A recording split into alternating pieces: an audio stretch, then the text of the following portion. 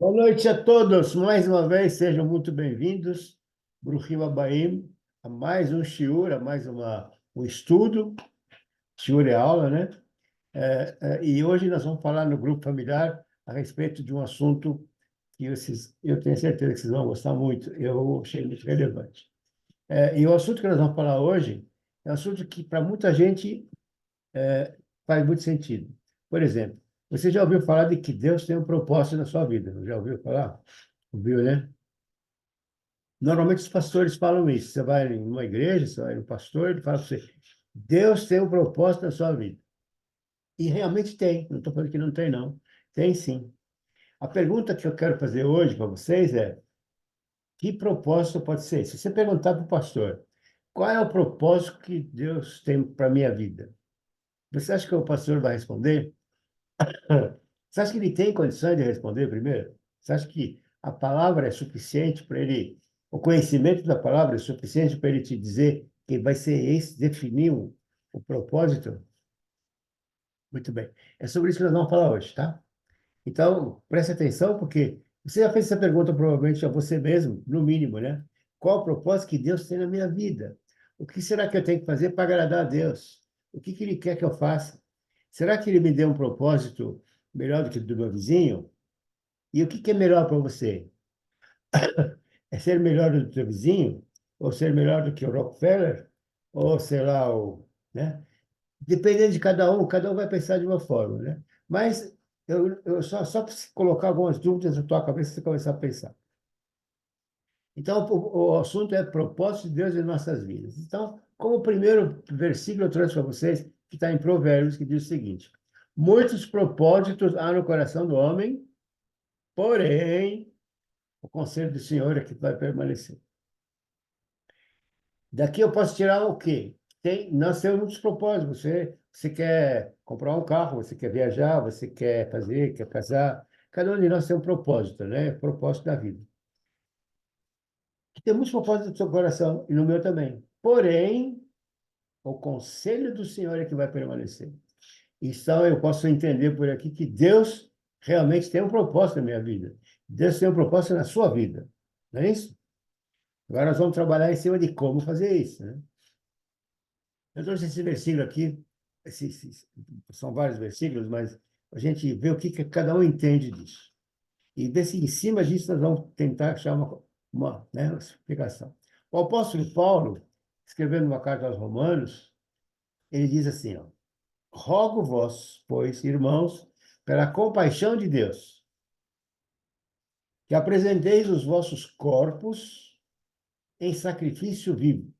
Puxa, apresentar o meu corpo em sacrifício vivo, santo e agradável a Deus, que é o vosso culto racional. Começa a pensar o que que você começa, o que você entende disso?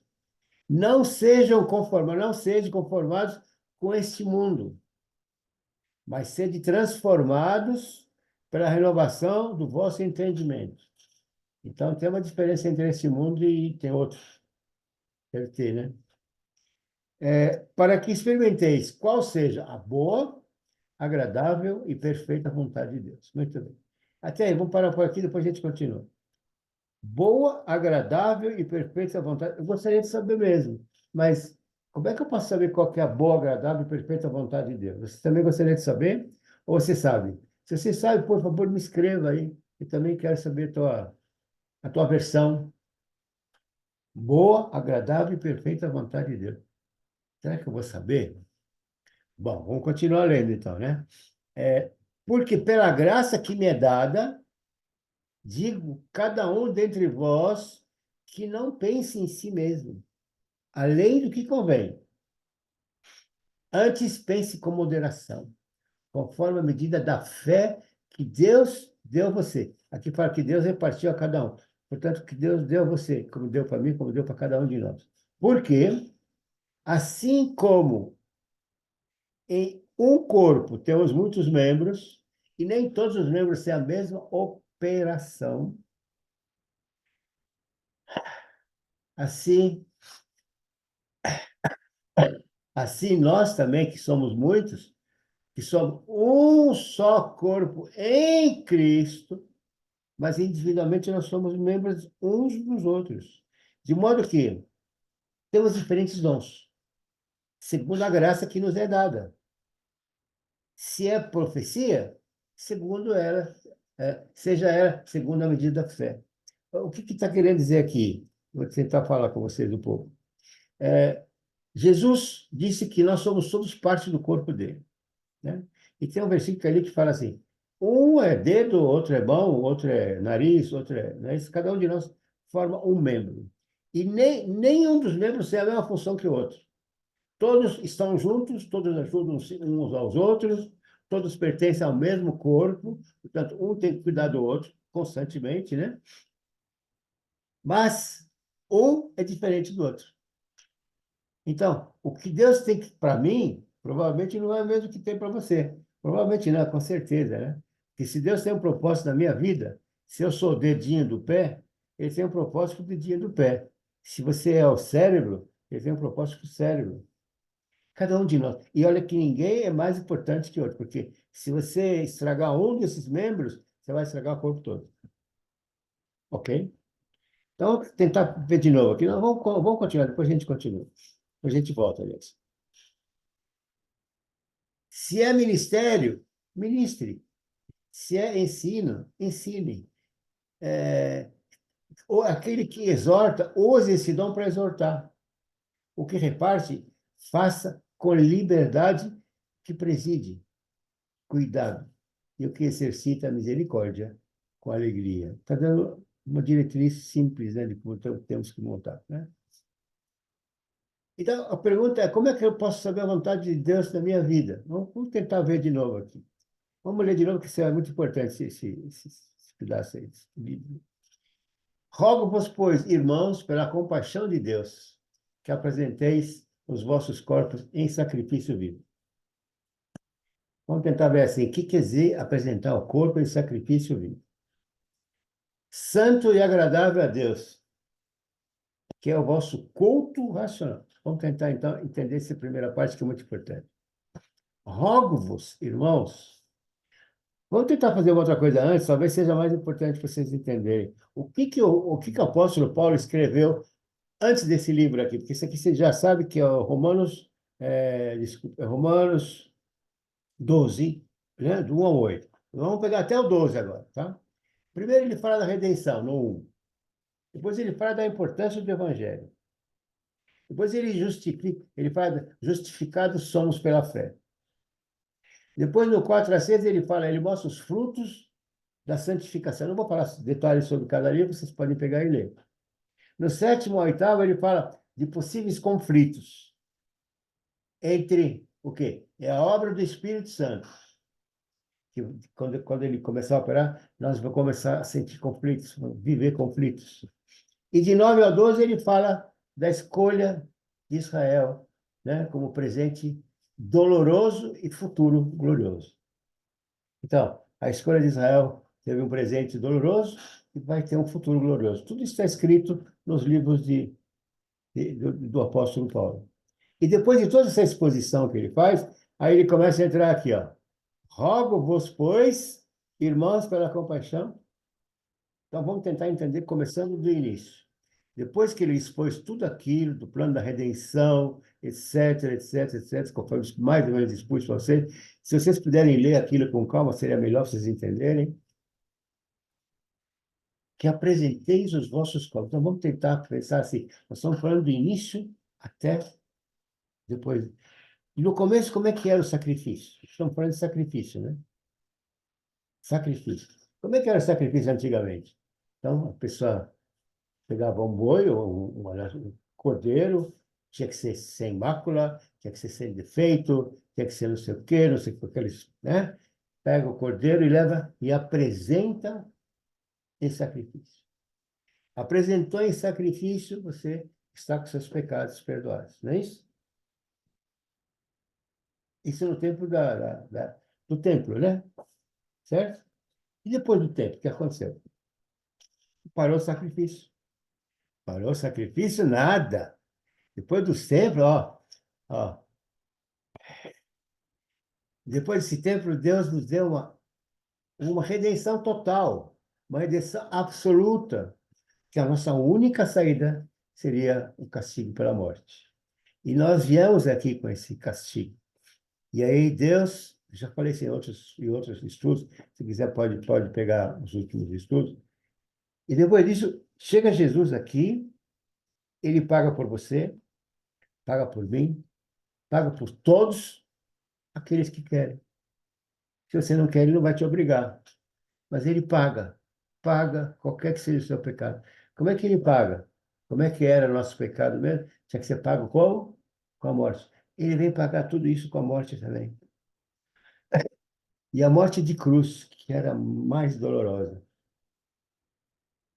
É. Então, Deus está nos deixando para, vou repetir aqui.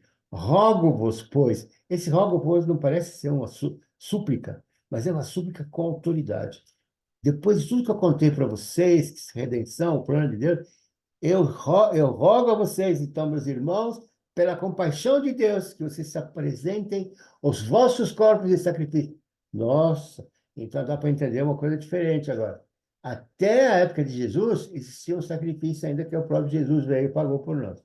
E depois disso não existe mais sacrifício de Jesus, nem de cordeiro, nem de nada. Sabe o que existe hoje? Existe esse corpo físico. Esse corpo físico é que vai ser apresentado em sacrifício vivo, vivo, porque o corpo tem que estar vivo. Apresentei os vossos corpos em sacrifício vivo. Só que esse corpo, sacrifício vivo, tem que ser apresentado santo e agradável a Deus, que é o vosso culto racional. Eu quero só lembrar para vocês que esse corpo ele pertence a Deus. Ele não é uma coisa. Tem muita gente que fala assim: não, esse negócio de corpo aí, é tudo, você vai jogar fora mesmo. Né? Isso não vale nada. Nem dá importância para ele. Errado. Esse corpo é propriedade de Deus. Não, mais ainda. Não existe mais propriedade de Deus. Mas ele é o habitat do Espírito Santo. O Espírito Santo ele mora dentro de você. Ele mora dentro de mim. Então, Deus quer esse corpo entregue vivo em sacrifício aos nossos pecados. Então, como é que isso pode acontecer? Sabe como pode acontecer? Como era antigamente. Como é que era antigamente? Era apresentado um cordeiro, daquele jeito, santo, puro, para sacrifício. Nós vamos colocar da mesma forma. Você vai levar o teu corpo, eu vou levar o meu corpo, entregar para Deus em sacrifício. Esse corpo ele vai ter que estar em perfeitas condições. Ele vai ter que ser agradável a Deus. Ele vai ter que estar santo. E é por isso tudo que ele continua dizendo. Ó, não sejam conformados com este mundo. Porque esse mundo, gente, esse mundo chama-se terceira dimensão, chama-se mundo físico, mundo da matéria. Eu vou falar um pouquinho mais sobre isso hoje, acho que vale a pena falar para a gente entender o contexto de melhor forma, né? Mas seja transformados pela renovação do vosso entendimento. Comece a entender diferente. Esse aqui é ótimo, tá? Ele só serve para habitat a sua alma está morando aqui, o seu Espírito Santo está servindo para isso. Ele mora aqui dentro. E se você fizer isso, você vai renovar o seu entendimento. Você vai começar a entender qual é a boa, agradável e perfeita vontade de Deus. Ficou mais claro? Você está entendendo quão grande é esse entendimento? Vou repetir, depois a gente tenta continuar melhor. Rogo-vos, pois, pela compaixão de Deus,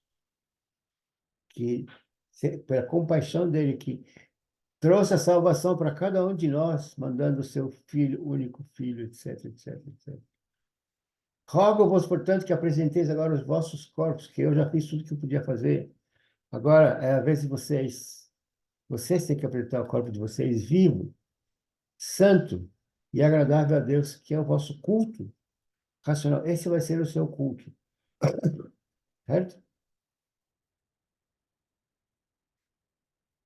Porque pela graça que me é dada, digo a cada um dentre vós, que não pense de si mesmo além do que convém.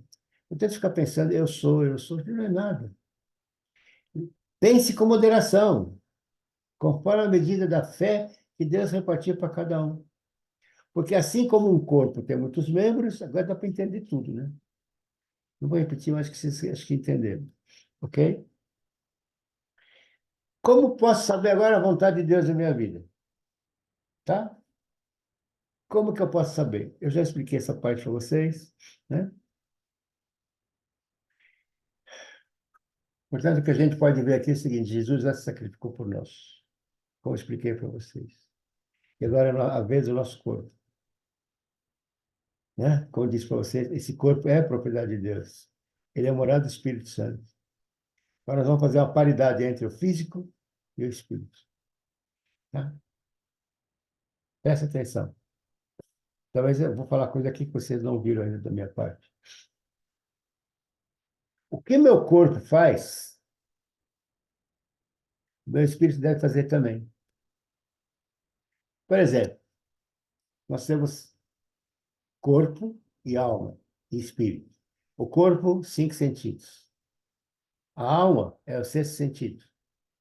Corpo é tato, audição, paladar, 5 sentidos. Tudo você detecta através dos 5 sentidos. O sexto sentido você não detecta pelos 5 sentidos. 5 sentidos é tudo matéria.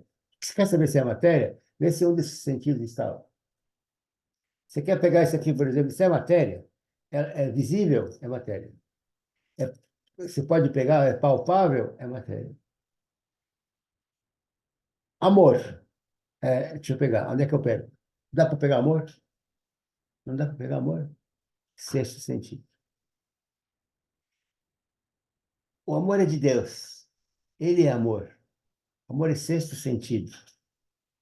5 sentidos. Físico. 5 sentidos. Sexto sentido ultrapassa, é espiritual. O que o meu corpo faz, o meu espírito faz. Está junto. Então, por exemplo, se eu estou na igreja, se eu estou fora da igreja, eu sou a mesma pessoa. Muita gente entra na igreja, eu estou na igreja agora, se comporta bonitinho, fala tudo educadinho, fala tudo certinho. Não estou me referindo a ninguém, pelo amor de Deus, não acho isso. Aí ele sai da igreja, ele volta para a vida normal dele. Ele xinga, ele tal, sei lá, não sei, cada um faz o que quer. Essa é a diferença entre você viver o espírito e viver a matéria. Se você vive diferente um do outro, você não está vivendo o espírito, você está vivendo o espírito circunstancialmente. Então, você tem que viver tanto o espírito como o corpo da mesma forma. Esse é o culto que Deus deseja de você. Que você seja o mesmo, que você tenha paridade, seja igual entre o físico e o espírito. Deu para entender? Por isso que ele fala, não vos conformeis com esse mundo. Esse mundo, o que que ele fala? Matéria, né? Esse mundo, tudo muda. Por exemplo, você já foi a algum endereço que você não achou mais? Que a pessoa mudou. O espiritual não muda. Não tem como, não muda. Não pertence a esse mundo, tá? Olha, vê se consegue prestar atenção, porque é muito interessante isso que eu vou falar para vocês. Como é que eu vou manter esse meu corpo em sacrifício constante? Como? Como é que era o sacrifício antigamente? Você chegava, levava cordeiro e você levava ele de volta para casa? Não, era entregue uma vez só e não tinha volta. Não é isso? É assim também conosco. Chega para Deus e entregue seu corpo a Ele, vivo, e você não vai pegar ele mais. Você vai ter que se conduzir dentro dessa retidão, dentro desse conceito sempre. Entregue uma vez para sempre. E olha, entrega é voluntária. Naquele tempo também era voluntário, não era? Ninguém exigia que ninguém levasse nada. Era voluntário, o cara que tinha pecado, ele levava. Corpo santo, com práticas santificadas, sem pecados. Até os cinco sentidos tem que começar a se apartar do pecado, do errado. Cinco sentidos é a carne. Você lembra alguma vez eu falei muito por cima, mas vou tentar falar hoje mais de uma forma abrangente.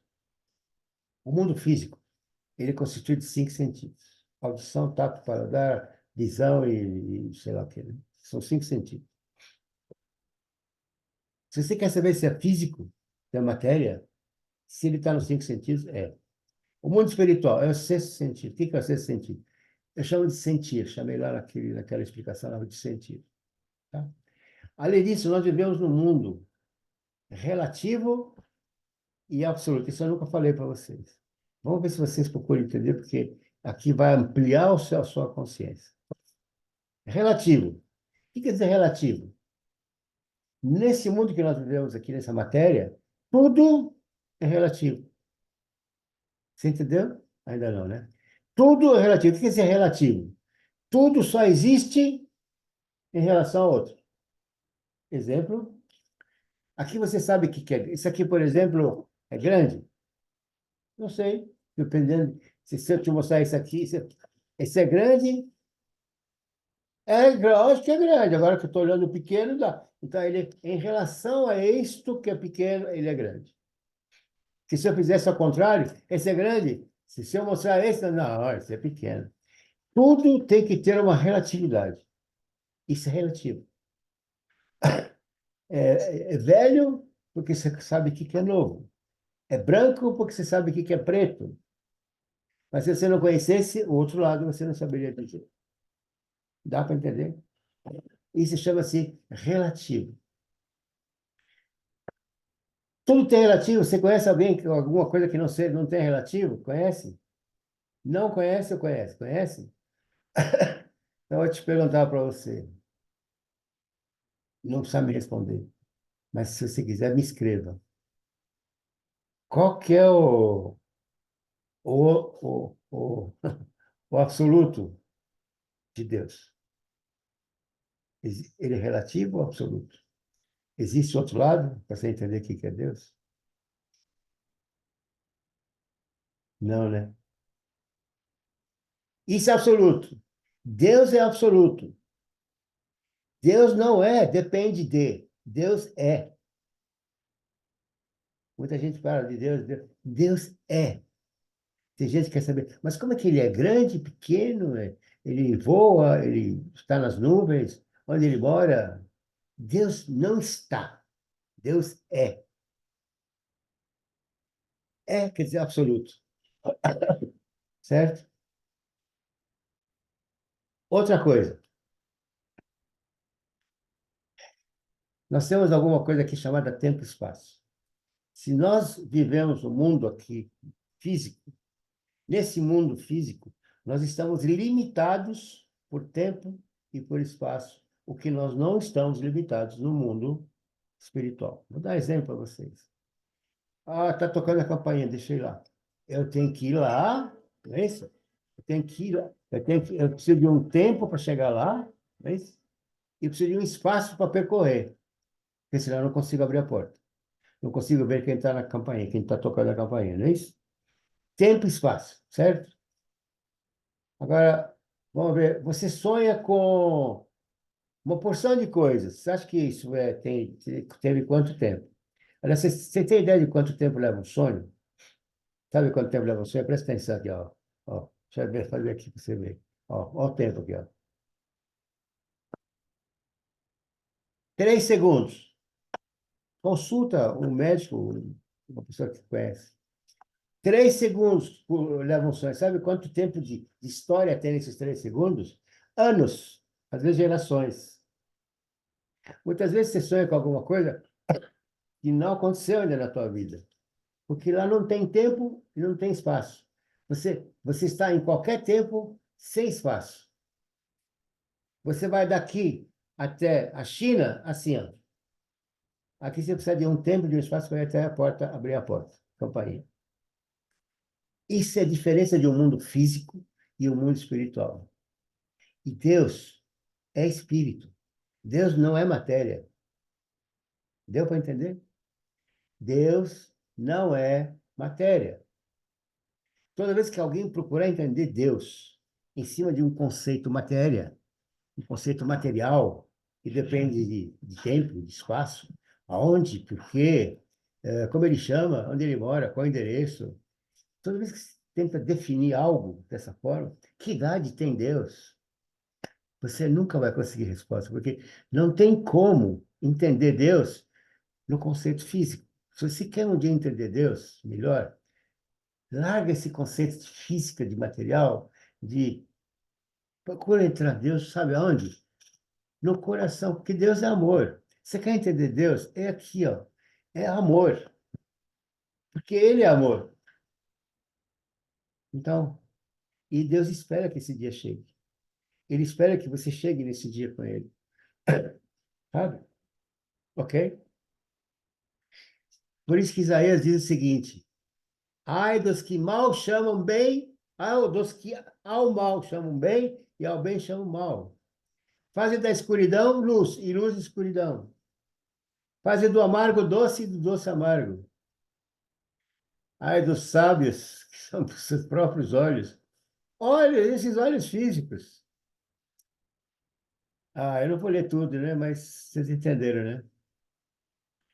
Entenderam mais ou menos aquilo que eu falei até agora? Quero concluir para vocês, para não ficar muito longo. Quer saber o que Deus tem na sua vida, no propósito da sua vida, o que Ele quer de você? Primeiro, você tem que saber o que Ele quer de você, o que Ele quer só de você. Não fica querendo copiar o vizinho, nem o conhecido, nem o parente. Não, cada um é cada um. O que Deus quer de você, Ele quer de você. E você quer saber o que Ele quer de você? De verdade?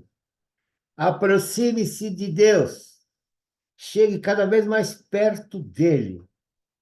Eu te garanto que quanto mais perto você chegar, Deus vai te revelando o propósito que Ele tem na sua vida. E quanto mais perto você chegar, além do propósito da sua vida que Ele vai te contar, você vai conhecer qual é a perfeita, a boa, a agradável vontade de Deus. É isso que você está procurando. Esse é o caminho. Agora fica mais claro, vontade de Deus. Tudo é vontade de Deus. Mesmo se você não achar bom aquilo que Ele fez para você, saiba que é o melhor para você que Ele definiu. Portanto, faça com alegria. Bom ou ruim no seu conceito, né? Tudo é bom para Deus. Mas é tudo para o teu bem, tudo é para o nosso bem.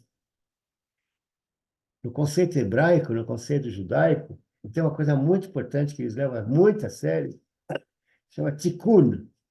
Tikkun é uma palavra que tem dois sentidos. O primeiro sentido é conserto. O segundo sentido é retorno. Tudo que acontece na tua vida, presta atenção no que eu vou te falar. Deus está te consertando para você voltar para Ele.